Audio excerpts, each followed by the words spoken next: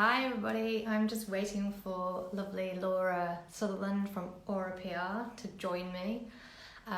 We'll be chatting about lots of PR stuff, so if you're interested in getting into the industry, this is a really good one for you, or if you have any PR questions, if you're a business, feel free to ask a question too. So just waiting for Laura to join. So it's a bit nerve-wracking. Come to me. Hope everyone's okay today. Come on, Laura. Oh, here she is, I think. Coming on now. Here we go.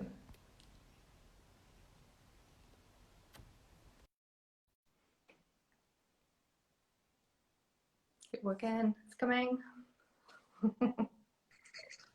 Hey! I was like, hurry up. I know, it just takes like churning. What does it take so long for? Not nerve-wracking at all. Like, come on! How you doing? I'm good. And how are you? I'm great. Yeah, good. I was just saying, if anyone has any questions for us on like PR or how to get into the industry or anything, they can just pop their questions in below. So just be prepared. And if we can't get round to them, then I can always follow up afterwards, or you can follow up or whatever. So yeah, absolutely. Exactly. So let's kick off with I'm going to just ask you where you're from, but I think it's quite evident where you're from. So I'm in Glasgow in Scotland. Glasgow. I'm really bad at the accent. I was born here and I've never moved. I've moved around here and there, but yeah, I've always lived here. But I since found out that the most recent place I moved to is the wettest place probably in Britain. Which is why you're always hearing me talking about the weather, going it's raining again. I'm obsessed with the weather. I think we could make it an Olympic sport, couldn't we? Yeah. But how did you get started then? So your first career, I don't think was PR, was it? It was something else. Yeah, I started in hospitality. I left school at the age of 15, much to my school's horror, and went to college, not even to university, went to college and did 3 years in hospitality operations. And when I was doing that, I was doing hospitality management as well, in terms of training program, which was amazing because there's so many transferable skills in terms of finance, customer service, all that type of stuff. And one of my customers who came in every weekend with their kids said to me, probably about maybe 2 years into being a restaurant manager, did I want to go and work with her? So she said working in PR, and I was like, ooh, don't know what PR is, but let's go and find out. And it was a baptism of fire, that's sure. Oh, yeah. What was crazy. What's your first memories of working in PR then, when, if it was a baptism of fire? I got asked to write a press release, I think maybe in my first couple of days, for the Women of Influence Awards, which is a very prestigious thing in Scotland. And I was like, what's a press release? That's flying by the seat of your pants, isn't it? Yeah, I was like, Google. What? So she gave me my boss gave me a previous press release to have a look through and to see the format of it and stuff. And I had no idea. It was pretty horrific actually, because if someone had just spent a bit of time with me to talk me through it, I'm sure it'd have been kind of less traumatic. But a year and a half into it, I got made redundant. And then by that point, I'd actually already been speaking to a former client about going in-house, a restaurant group. So I was marrying like hospitality with my newfound PR and marketing skills, and went in-house for them for more than 2 years, and really loved it. We had 6 restaurants in Scotland, and it was brilliant. That's so lovely. It's funny because when I think about my first experience with PR, because you don't really get especially back in the day, there wasn't like a PR degree or anything. I just went on work experience to a PR agency, and they were doing launches for MFI, as you do, MFI stores, and they were like, so every opening they would just like give me like this like business list of businesses in the area, and I had to call them up, cold call them and say, do you fancy coming along to the launch of MFI? And they're like, what? Like, what are you talking about? And it was like, I mean, cold calling people and learning how to sell. I was like, hell, this is hard work. But yeah, you have to lose all fear, don't you, after something like that? Well, we weren't even doing like traditional stuff. So we were doing media relations, but we were doing events, we were doing design, we were like creating like ad campaigns. So I, from the very first like step into public relations, it was fully integrated. Whereas afterwards, I was going to agencies for jobs, and they were all like, well, do you specialize in a specific area in media relations, like, I don't know, like real engineering or whatever? And I was like, no, I do everything. What do you mean you can't possibly do everything? So they didn't know where to pigeonhole me. No. It was really, really difficult. I think if it maybe been, if I'd been in London, it might have been slightly different. I might have been more welcomed. But certainly up here, because we were so behind the times anyway, it was, people just couldn't get their head around this whole, wow, she's multi-skilled. What's she doing? Yeah, I was thinking about it last night actually, because there's like back in the day, because I was going through all my old stuff and I found all this, like, it was literally all about press coverage and who. I saw that, yeah. like, do you know the editor? And that was like, now it's so different. There are so many more things. So probably that's your grounding is probably better than like traditional. Yeah, like that. I would say I've been pretty lucky. Well, not lucky, but I've appreciated the sort of early start that I had in the sort of integration, particularly from a campaign planning point of view and a budget point of view, because then I've always had the sort of full spectrum. I've never really understood this fixation with media relations. I remember going to one job as senior account manager, and we were running a 24/7 press office for a road maintenance company. And we were doing all these big campaigns and road safety and stuff. And we sat down around the team table, and one of the account execs said, "Oh, so what's the headline in our press release?" And I was like, "Well, why are you all of a sudden just thinking about a press release? Why don't we think about like what we're trying to do here?" And the whole thing was like, people were like, "Wow, it's a bit radical." A bit too much, you. I know, people were like, "Who is she?" So when did you go from that to working up to being on your own then? Were you in-house for a bit and then you started up Aura? So I was only in-house for maybe 2.5 years, then I went to agency.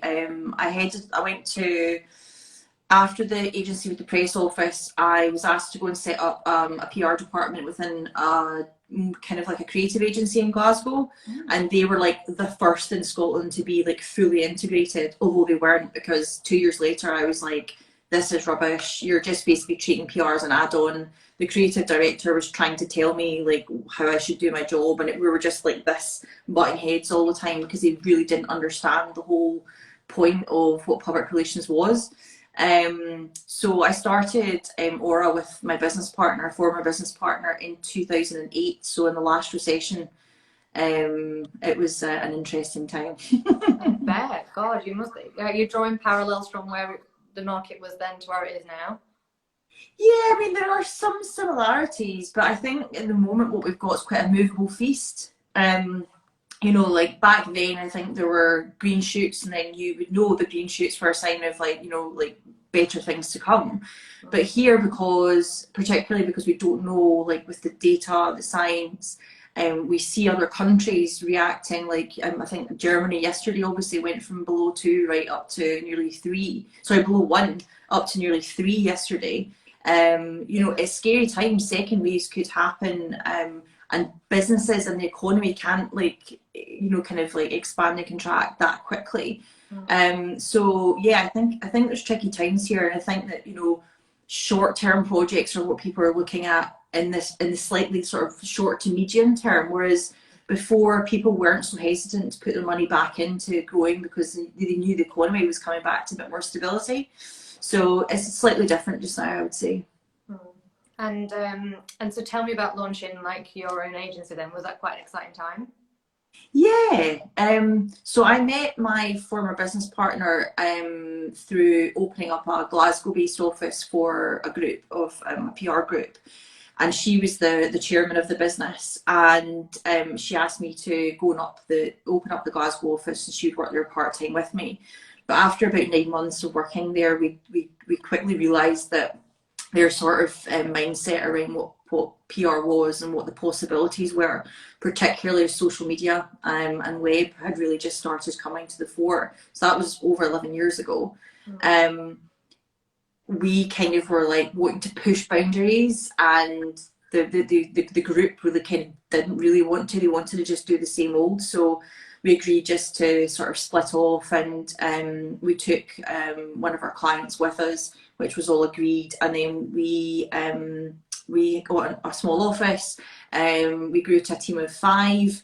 And then in 2012, I bought her out the business, and decided that mainly I wanted to concentrate on servicing clients myself. There's so much, like, not just doing the PR, not just thinking like a business, but you've got HR, you've got all the finance stuff, you've got so much, you're running a business, that I was spread across the whole entire lot, as well as delivering the work, and it's just not possible. I just thought, well, what do I love doing? I love working with clients. I love, developing strategy and giving great ideas. So that's what I'll do. So 2014, I sort of refreshed the brand a bit and relaunched with a bit of a focus on integrated. And then last year, I refreshed again. I just keep reiterating basically what I'm doing based on what clients need, want, what the market's asking for as well. And yeah, it keeps just growing. Yes, I think you've said you're like, obviously you're your USP, aren't you, I think? And then you've also got data side. So I know you've talked a lot about it. Can you just tell me how you use data and why you think it's so underused in our industry? Yeah, I mean, it's not even the fact that it's underused. So say like 11 years ago, when we started the business, we were basing our strategies on what market research we could get. And that was kind of limited unless you had money, like you're a big brand and you had big money to go out and do massive research and come back. So we just used what tools we could and where we went to gather information essentially. Nowadays you have like Facebook Insights, you've got audience analysis, you've got Google Analytics, you've got Google Data Studio, Google Trends. You have so many. Yeah, you have so many tools. You have all the social channels which have their own insights to go and get data. So why you wouldn't use that to go and get information before you start forming a strategy, I don't know, because strategies aren't made out of thin air. They're based on, you're trying to achieve something quite specific. So how are you going to do that? And the only way you're going to know how to do that is if you go and find the information that's going to lead you down that path. So data is really important. It also helps with benchmarking. So when you're doing your evaluation for any campaigns, projects, or even if it's routine work, you always have to have milestones and reviews. And it's essential to be able to evaluate what you're doing and the impact of it, not just all the hours you spent in doing something, but actually what the impact of your work is. So how have you changed perceptions? How have you changed behaviour? How have you changed culture even? Which is a big thing in PR just now. So, we have to be able to evaluate things like that. And so actually that brings me on to the next thing really, because you just had PRFest last week and that was a huge part of what we talked about on there. Can you tell everybody who wasn't at PRFest how that came about and why you launched it and how it's changed the industry a bit? Sure. Yeah, so I'm always a believer, if you see a challenge, there's an opportunity. So rather than sit and moan about something, I'll get my sleeves rolled up and I'll come up with a solution. It's just the way that I've always been. I'm a positive person and I just believe in positive change. So years ago, I've been involved in, as you know, and as maybe people have read on the blog, with 2 of our trade bodies for a long time, the last 11 years actually. And over that period of time, I've realised that there are certain things that they will have to achieve as industry organisations, and there are certain things that they won't want to do or take risks with. And one of the things I kept getting frustrated about was the fact that everything was so London focused. It was like like everything had to happen in London, or it was like a big venture to go to Manchester or something. Nothing happened in Scotland. Not even when I was when I was the CIPR Scotland chair. That must have been about 8 years ago. I brought the first conference back since the 80s. Since the 80s. I was like, why are we not doing conferences? Why are we not doing big things? So I got frustrated, and the frustration then led me to start like creating ideas in my head. And so it must have been about 2 years before I actually formally announced PRFest was being launched. So that would be 2015 I announced it, and the first event was in 2016. And now it's grown into a community of over 500 people who come and go. But they have made friends, attendees are turned into speakers. And the whole point is that, there's 3 words: learn, share, and collaborate. If you can do those things as a speaker or as an attendee, then you're absolutely welcome to come along. It's really about sort of modernising how our industry goes about what it does. It's about breaking down the barriers to talking so that people feel comfortable to talk. And it's about sort of raising professional standards for things like measurement and evaluation, which our industry is terrible at. Like one of the things you were asking me a minute ago was, it is a big part of what we were talking about. And that's because all the time, you'll see it yourself, all the time you'll see people going, a client's asked me for this. How am I going to tell them about it? Like, how am I going to explain the work that I've done? It's like, well, go back to your objectives and then do your evaluation, then present. And then they have no idea. They haven't gone through any sort of formal approach to research, benchmarking, gathering the data, and then going through and developing a strategy and then doing the evaluation. So they can't actually produce like an end-to-end thing for a client.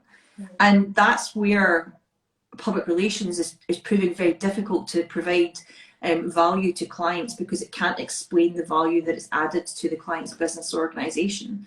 And that is where we have a problem, because if we're not all singing from the same hymn sheet, there's no global requirement for you to practice to that standard, then anyone can come in and anyone can do what they want and get away with it.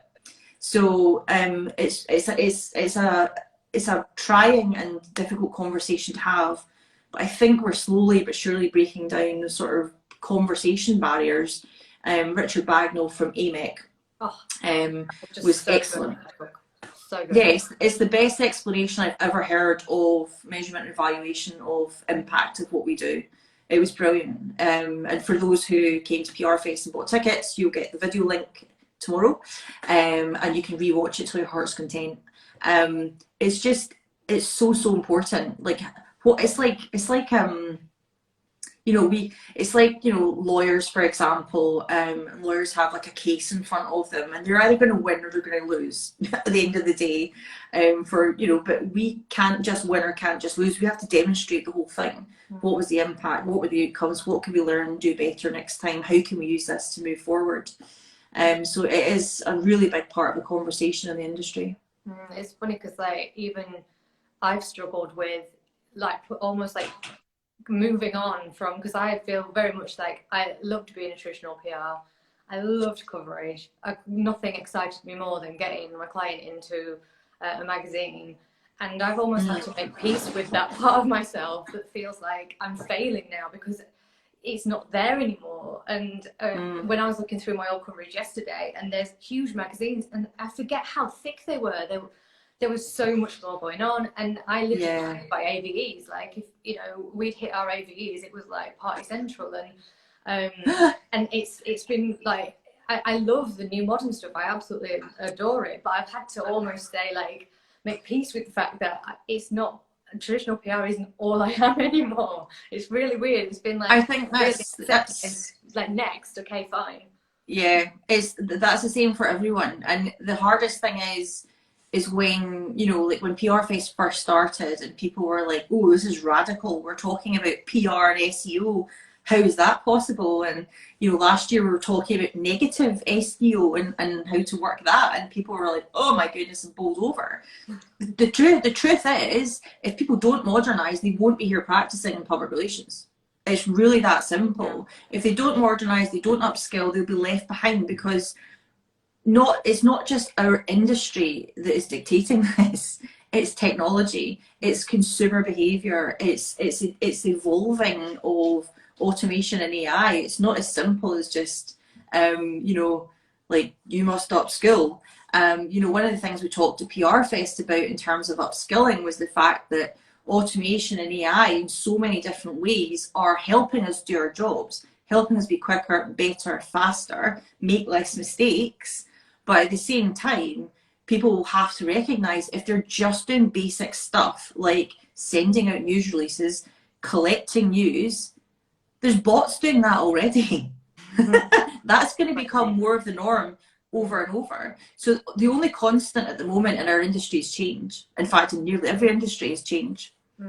I think, because I think I think in PR we are, and like freelancers probably, we're quite adaptable, aren't we? So in these, like when it gets challenging, I think we do traverse quite quickly, don't we? So I think we're kind of good at change, I guess. Yeah, and I think there's a lot of free resources out there, or if you're a member of PRC or CIPR, there's been a lot of free stuff, free webinars to attend. There's been, even just things that I've been running, things that you and I've been doing, like the PR surgery and stuff. There have been a lot of things out there for people to tap into that they've not necessarily had to pay for, that have been able to help them sort of make that change. I will not use the word pivot, because half the people that use the word pivot don't even know what it means. Actually, I was going to say to you, I've had a couple of questions from people that either were going to go into PR or are in the early days of being in PR and they've lost their jobs, and I have given them like kind of some advice on what like I would do. What kind of advice would you give to people that are just going into PR now? Obviously, it's a bit of a strange, difficult time. So what would you do if you were in their shoes? I mean, I think right now there are not that many jobs going in PR or in many industries, and that's just sadly part of the time and where we're at in life. I think what people need to do if they're considering coming into public relations, no matter what age they are, what background they've got, is to really try as much as possible to read like all the sort of industry influencers' blogs, really get to know how people are talking, what they're talking about. There's a bit of a barrier in PR Week to the content on there, but CIPR's influence online, PRC's blog, Provoke Media, like they've all got basically, even the Holmes Report, they've all got free access. So get to know the industry and how it's moving. The next thing is probably to start speaking to people in the industry as well. So use Twitter. PR people on Twitter are like all over it. They own the place. So like get to know people on Twitter. Don't be rude and butt into conversations, but by all means go and start conversations with people. Ask them for advice. What would you do in my shoes? Where are you at just now in your recruitment process? Just use your brain. Like common sense is so much part of like what we do, but also to progress. Like think of like we're all like human beings. The playing field is leveled, as a lot of people are saying at the moment, because a lot of us are in the same position. So we're all human beings. Just ask the questions. Get in touch with people. Find your feet. Like start thinking about in-house. Start thinking about agencies. Start thinking about sectors. What interests you. The one thing I would say is that if I'd maybe been given this advice way back, I probably would have focused a lot more, and that is to start thinking about what actually kind of your purpose, your own purpose, and what drives you. Because if you really work with agencies or clients or whatever you decide to do, if it's aligned with your purpose, you will love it, you will enjoy it, you will thrive, and you will give a lot more, and you'll get a lot more out of it. So if you can try and think of like your own purpose and where that's coming from. One thing that a lot of the PR students have been doing is their own blogs, and those blogs have been great because Because it means that industry influencers are actually then looking at you and what you're doing. And PR Place does a lot of like sharing of those student blogs as well. So it's a good sort of platform to get you a little bit of profile and to get you in with the industry and hopefully get more conversation started as well. I think it's like that thing, isn't it? If you're going to go into an agency or you want to work in PR, if you can demonstrate that you can write a blog, you understand how everything works, you can look at numbers, you've got your social media channels, you're like doing it, you're not just putting it on a CV and saying it. So it's like it's like a like digital CV, isn't it? Like getting your own things. Yeah, you're demonstrating to start with exactly, you know, how you operate, what your thoughts are, how well you can write. And I think that's the thing, having your own voice and again coming back to your own purpose. As long as all that's related together, then you'll have a good chance. You might even get noticed and approached. And so what was your kind of biggest takeaway from the PRFest then, overall? Well, obviously we kicked off with the diversity inclusion session, which we launched the Driven framework and the drive for the manifesto. So the manifesto at the moment is in quite a raw stage because it's in the Google Sheets, and the attendees have another week to go in and fill in ideas and feedback, which is fab. The next stage of that is I've got a phone call today with an organisation who really wants to take it and run with it, which is great because I'm only one person and I volunteer about 50% of my time to the industry, and I just don't have time to do everything and run a business. So I'm hoping that the organisation will treat it with respect and let me still be involved in it, and the two people that have delivered that session, Rax and Cooldeep, it was an amazing session. They'll still be involved in it, and that we can really actually make it an action for change rather than PR people are great for putting on reports and doing some research and putting on an event, but it's the action that really does the talking. So that's the next stage, is to put, once that's all done, put an action plan together and timescales in place. That's what I about when you were chatting on the PRFest, is like when it was all ideas, you're like, okay, what are the actions then? And I think bringing it back down to that level is like, how are we going to make a change and a difference in the world? Like, quickly, not just like...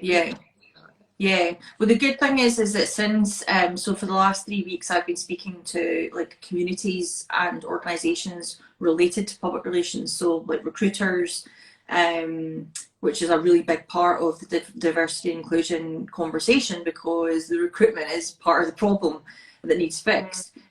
So people like that, and different communities that can feed in different aspects and different views. So obviously the word diversity in itself, it means diverse, so it has to be diverse. So covering like BAME, LGBT, disability, just looking at all that, the much wider scope of diversity. So it's exciting to be able to do something that hopefully will have a good outcome. And there's Harriet. Hopefully, the manifesto will help other people in other organisations and practitioners understand and take action from it and move forward as well. So what do you think will be next for the industry? What's the next 10 years going to look like, do you think? The next 10 years? Oh goodness. Yeah, I think there's a lot of change, a lot of change coming.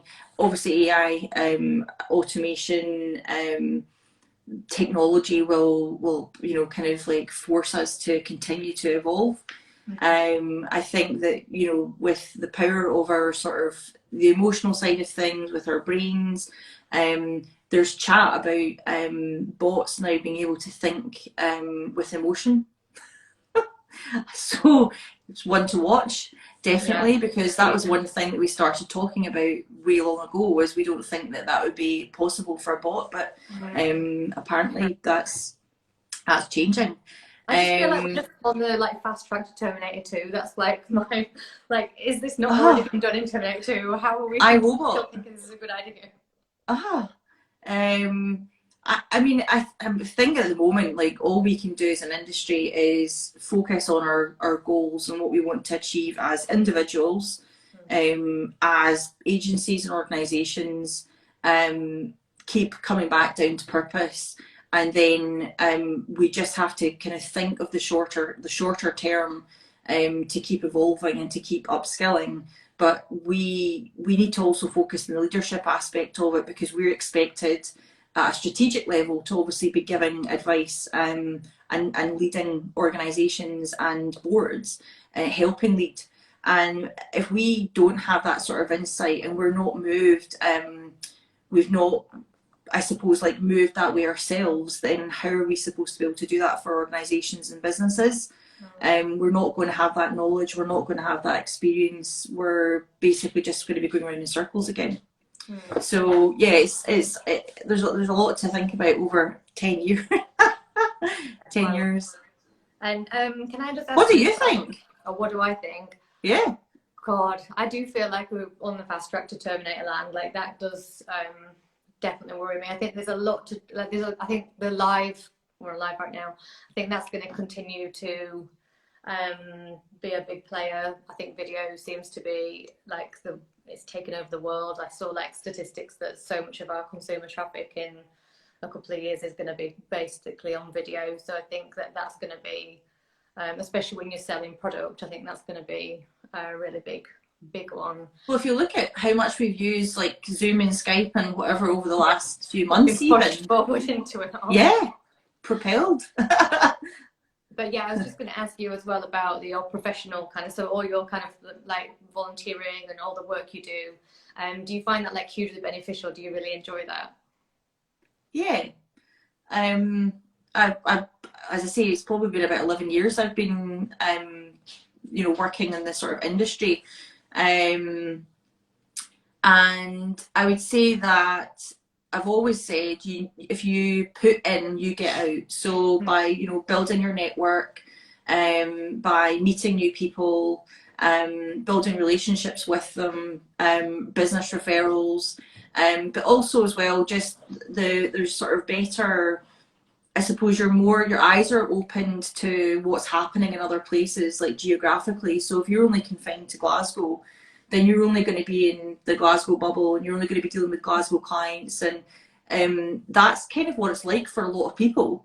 But when I started doing like when I was on the board of the CIPR a couple of years ago, for a few years, like I met all these people that were talking a slightly different language to the people back home in Scotland. And again, that's kind of one of the other catalysts for PRFest, was because I started realising that London was in its own bubble, Scotland was in its own bubble, which was kind of the same as Northern Ireland, but Northern Ireland has like a completely different sort of influencer market in itself. It's like a small ecosystem by itself. So once you start to kind of analyse all that, you're like, well, actually, I don't know as much as I thought I did about the people in my own industry. So that's when I started to meet other people like the internal comms guys, so like Jenny, Rachel, Avita, all of that lot from internal communications. I started to understand that internal communication was like solely a very important function that was underutilized in itself. So I started looking into that, and it just, things just sort of started to evolve, and that's how my brain started to evolve, and my thoughts and opinions, and I suppose my ideas as well. Amazing. So it's a really nice industry to work in. There's a lot of interesting personalities, and I think you definitely have. I think I've managed to keep my head down and do my work and get on with stuff. But I think that it does have its bad sides. There's absolutely no doubt about that.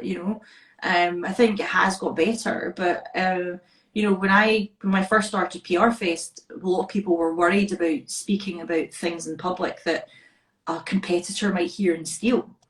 Right. So there was always this sort of protection thing. But I would say there's more interest in sharing now, because people understand that it's not like that bad to share an idea or to share a concept or something like that. And then, sharing is caring. It sort of develops people's thinking, and it develops the industry as a whole.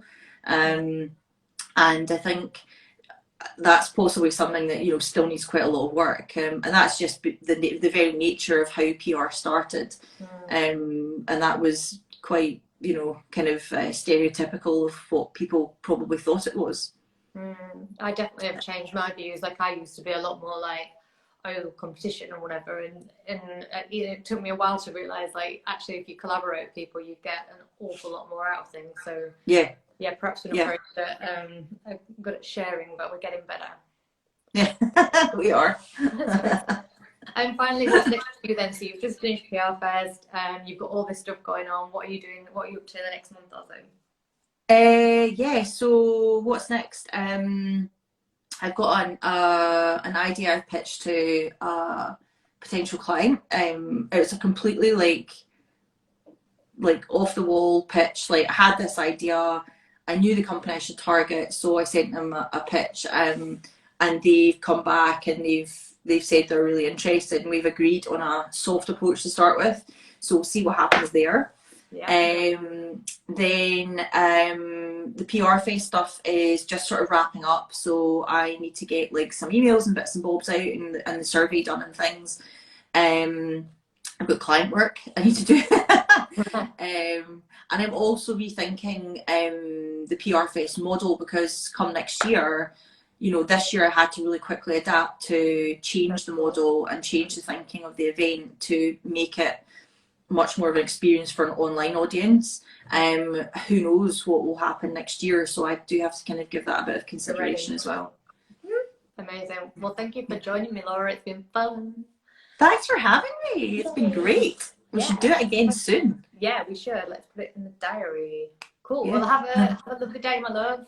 Thank you. You too. I'll see you later. See you soon. Bye. Bye.